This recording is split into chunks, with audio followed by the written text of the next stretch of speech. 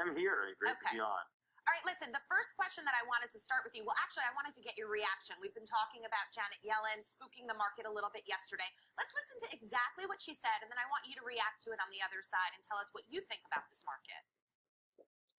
We've also seen a compression in spreads on high-yield debt, which certainly looks like a reach-for-yield type of behavior.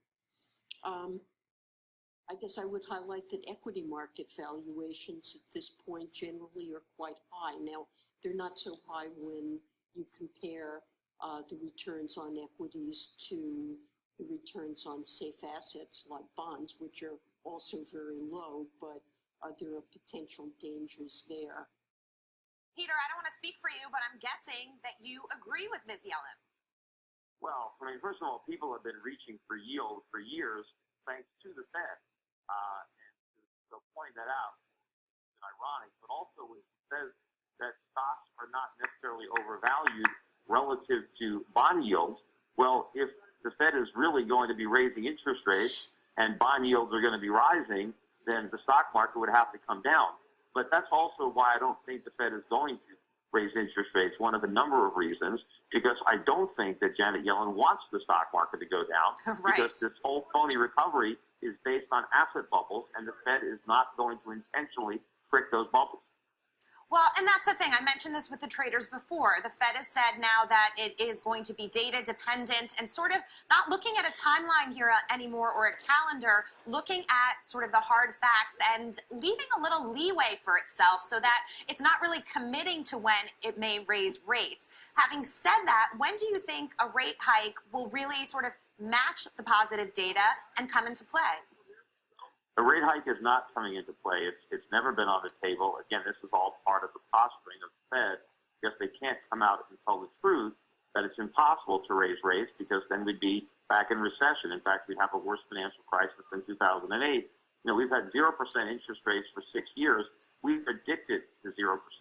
You know, we can't handle even 2%. Even though that's historically low, that's not low enough for the addiction that we have. And the idea that they're data dependent, it doesn't matter what the data is. That's just the out the Fed has. They never actually have to raise rates because they can always say the data didn't justify it. No matter what the data is, it won't justify it. But the reality is the data is now deteriorating. The U.S. economy is rapidly decelerating. Even though the Fed has not raised rates to prick the bubble, it's deflating on its own, which is why they're going to have to fill it back up with air in the form of QE4. Scott, question for Peter. Peter, you wouldn't be surprised to know that I disagree with you, but my question is, if the Federal Reserve is terrified of the stock market going down, then why in the world wouldn't Janet Yellen instead say, stocks are cheap, owning them makes you taller and better looking, instead of what she did say, which was essentially irrational exuberance? Because I was on the floor the morning after Alan Greenspan uttered those two words, and there was panic. And why in the world would she say something that is effectively irrational exuberance if she doesn't want the stock market to go down?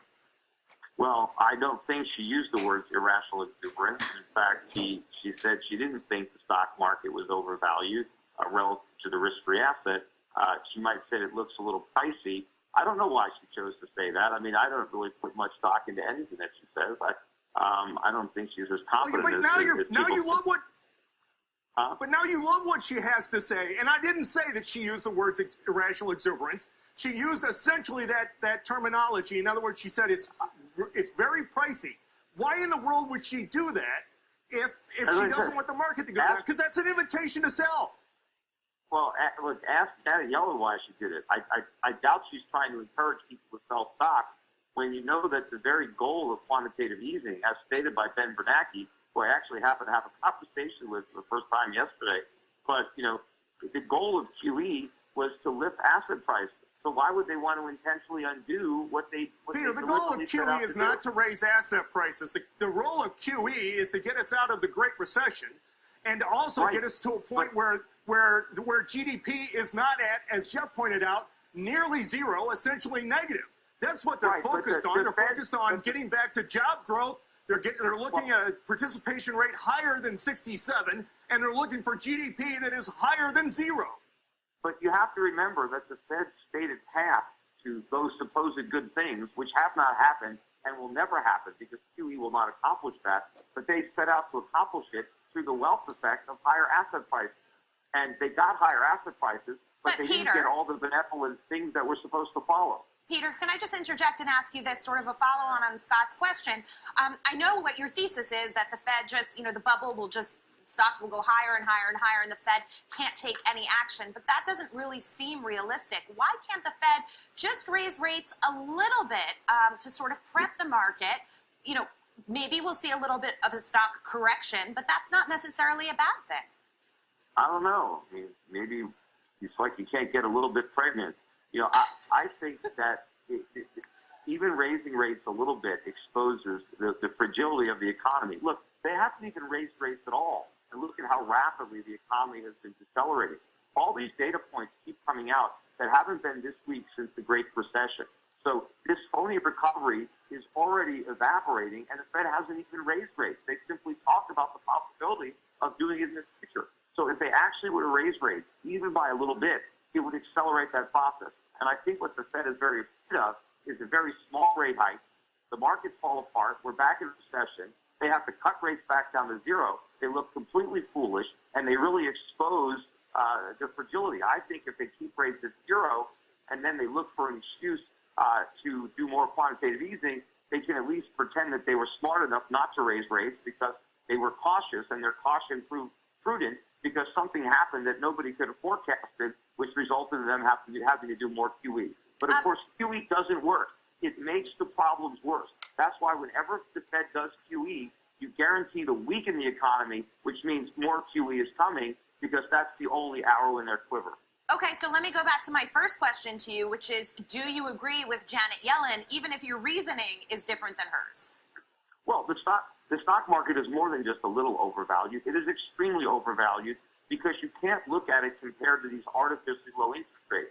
You have got to say, if interest rates were allowed to rise back to their normal level, where should the stock market be? You can't compare the stock market to the current rate of interest because it's abnormally low artificially by the Fed. And I also think that U.S. corporations are highly levered up based on all this cheap money. They've done a lot of share buybacks, financed by debt. I think corporate America is highly exposed to higher interest rates, as is the entire U.S. economy. And I think if interest rates were allowed to rise to normal, not only would corporate debt service surge, but corporate earnings would plunge, and we'd have a stock market collapse, we'd have a real estate market collapse, you'd be right back in a huge recession and another financial crisis. So she's wrong in that she's underestimated the degree to which stocks are overvalued, and that is why the Fed will do everything it can to keep them from going down. Now, why she suggested they were expensive, I don't know. Maybe she doesn't realize the risk that she's taking. Sometimes she misspeaks, and then she has to go and correct herself. Right. Let me ask you this. Where do you think the stock market should be right now, Peter? Where do you think it would be fairly valued? Well, if the Fed was really going to raise interest rates, it should be a lot lower. But because they're not going to do that, because they're going to create even more inflation, it's hard to say where stocks should be priced in U.S. dollars. But I do think that the stock market is extremely overvalued if you price it in gold. And I do expect the U.S. stock market to lose a substantial amount of its value when priced in real money, which is gold. So just try to ballpark it and give me a figure of, how overvalued do you think we are? When we have Mark Faber on the show, he'll tell us, I think stocks have a 20% drop ahead of them. What's your real take on it? Well, as I said, I don't know how much they're going to drop because I don't know that the Fed will allow them to drop. But in terms of gold prices, I think the drop will be much larger than that. I think there'll be more than 50%. It could be significantly more than 50%, but that's priced in gold, not U.S. currency. Okay. Let me ask you one quick question about bonds. A lot of people are worried that, we've seen a bit of a bubble here in bonds. We are seeing the yields continue to rise, and they rose rather sharply. How do you feel about the bond market? Well, I think the interesting thing about the bond market is that it has recently been declining, or yields have been rising and bond prices falling on bad economic news. Now, that wasn't the case up until recently, because when we got bad economic news, that was good for the bond market because they said, the Fed is going to raise rates later rather than sooner, and the bonds rallied. To me, maybe the bonds are now following the dollar lower because now the weak economic news is causing the dollar to fall. Before, currency traders seemed to dismiss the weak economic news because they blamed it on the weather. Well, it's hard to blame all this bad news in April on the weather.